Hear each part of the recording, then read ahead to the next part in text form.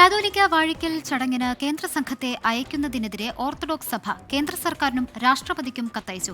തീരുമാനത്തിൽ നിന്ന് കേന്ദ്രം പിന്മാറണമെന്ന് സഭാ നേതൃത്വം. രാജ്യത്തെ നിയമസംവിധാനത്തിന് പാത്രിയാർക്കീസ് ബാവ തുരങ്കം വെക്കുന്നുവെന്ന് വിമർശനം. വിവരങ്ങളുമായി കൊച്ചിയിൽ നിന്ന് അശ്വിൻ പാലാഴി ചേരുന്നുണ്ട്. അശ്വിൻ, അവിടെയും ഇവിടെ മൊത്തത്തിൽ വിമർശനങ്ങളും വിവാദങ്ങളുമാണല്ലോ, വിവരങ്ങൾ പറയൂ.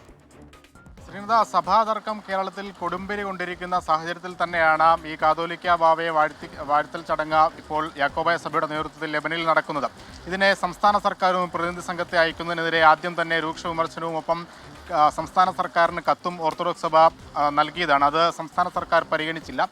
അതിൽ കേന്ദ്ര സർക്കാർ ഇപ്പോൾ ഒരു പ്രതിനിധി സംഘത്തെ നിയോഗിക്കുകയും ചെയ്തിരിക്കുന്നു. അതിനെതിരെയാണ് ഇപ്പോൾ നിലവിലൊരു കത്ത് അല്പസമയം മുമ്പ് ഓർത്തഡോക്സ് സഭ കേന്ദ്ര സർക്കാരിനും ഒപ്പം രാഷ്ട്രപതിക്കും അയച്ചിരിക്കുന്നത്. അതിൽ രൂക്ഷ വിമർശനങ്ങളാണ് ഈ കത്തിൽ ഉൾപ്പെടുത്തിയിരിക്കുന്നത് എന്നുള്ളതാണ് ഏറ്റവും പ്രധാനപ്പെട്ട കാര്യം.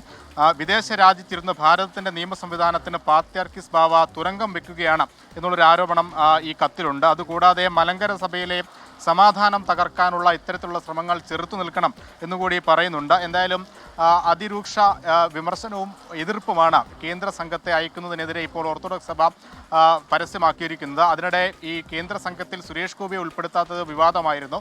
അത് ചില എതിർപ്പുകളുടെ പശ്ചാത്തലത്തിലാണ് അതിൽ ഉൾപ്പെടുത്താത്തതെന്നുള്ള ഒരു വിമർശനം നേരത്തെ ഉയർന്നതാണ്. എന്തായാലും അതിനും അപ്പുറത്തേക്ക് ഇപ്പോൾ പാത്രിയാർക്കീസ് ബാവ തന്നെ നേരിട്ട് സുരേഷ് ഗോപിയെ ലെബനനിലെ ചടങ്ങിലേക്ക് ക്ഷണിച്ചിരിക്കുകയാണ്. മറ്റൊരു കേന്ദ്രമന്ത്രിക്കും ഇത്തരത്തിലൊരു കത്ത് നേരിട്ട് ആഗമാന സുറിയാനി സഭ അയച്ചിട്ടുമില്ല എന്നുള്ളതും ശ്രദ്ധേയമാണ്. എന്തായാലും പരിപാടിയിൽ പങ്കെടുക്കണമെന്ന് അറിയിച്ചുകൊണ്ടാണ് ഇപ്പോൾ പാത്രിയാർക്കീസ് ബാവ തന്നെ സുരേഷ് ഗോപിക്ക് നേരിട്ട് കത്തയച്ചിരിക്കുന്നത്. അതും വിവാദങ്ങൾക്കിടെ വന്ന പ്രധാനപ്പെട്ട ഒരു വാർത്തയാണ്.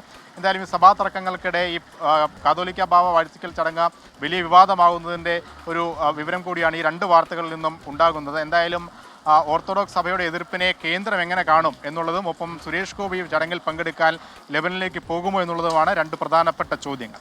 ശ്രീനിത. ശരി, അശ്വിൻ പാലാഴിയാണ് കൊച്ചിയിൽ നിന്ന് വിശദാംശങ്ങൾ നൽകിയത്.